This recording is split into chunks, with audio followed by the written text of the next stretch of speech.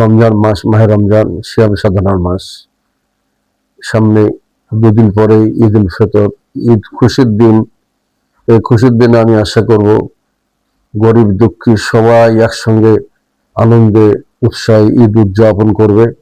এখন যারা বিত্তবান সম্পদশালী আছে তাদেরকে আমি অনুরোধ করব যে গরিব দুঃখীদেরকে আপনাদের ভান্ডার থেকে, অর্থ ভান্ডার থেকে কিছু সাহায্য করে তারাও যেন ঈদের খুশি এবং আনন্দ করতে পারে, এই আশাবাদ ব্যক্ত করছি।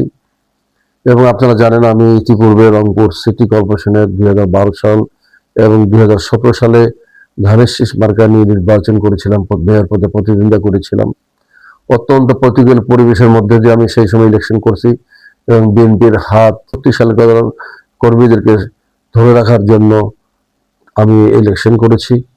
এবং আগামী যে নির্বাচন হবে সিটি কর্পোরেশনের, যেহেতু আমি ইতিপূর্বে 2বার ইলেকশন করেছি, জনগণের সঙ্গে আমার সম্পৃক্ততা আছে, খুব ভালো পরিচয় আছে, ভালো জনগণের সঙ্গে আমার গ্রহণযোগ্যতা আছে।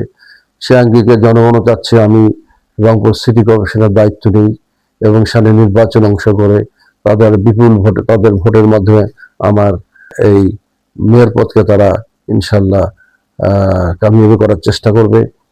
সেই হিসাবে আমি নগরবাসীর কাছে এটি আবেদন যে আপনারা ইতিপূর্বে 2 দিনের পরীক্ষিত আমি একজন বিএনপির ত্যাগী কর্মী এবং সামনেও যেন আমি নির্বাচন করে মেয়র পদে প্রতিষ্ঠাতা লাভ করে রংপুর নগরবাসীর আশা আকাঙ্ক্ষার প্রতিফলন ঘটাতে পারি, এই আশা ব্যক্ত করছি। এবং আমার বিশ্বাস আমি যদি মেয়র পদে নির্বাচিত হই এবং রংপুরকে একটা অত্যন্ত আধুনিক একটা জনগণ যাতে ফ্রিলি চলাফেরা করতে পারে, স্বাচ্ছন্দ্য করতে পারে, একটা আধুনিক, একটা মাদক মুক্ত একটা সিটি কর্পোরেশন উপহার দেবো ইনশাআল্লাহ তাআলা। আমি সবার কাছে আপনার দোয়া প্রার্থী। আগামী ঈদের জন্য আমি অগ্রিম নগরবাসীকে ঈদের শুভেচ্ছা দিচ্ছি। ঈদ মোবারক, ঈদ মোবারক। সবাই না আমরা হাসি খুশিতে ঈদ উদযাপন করবি এবং সিএম সাধনার এই মাসকে আমরা ধারণ করে সামনের বাকি 11 মাস সামনের দিকে আমরা যেন চলতে পারি, এই দোয়া প্রার্থনা আল্লাহর কাছে আমার থাকলো। আমিন।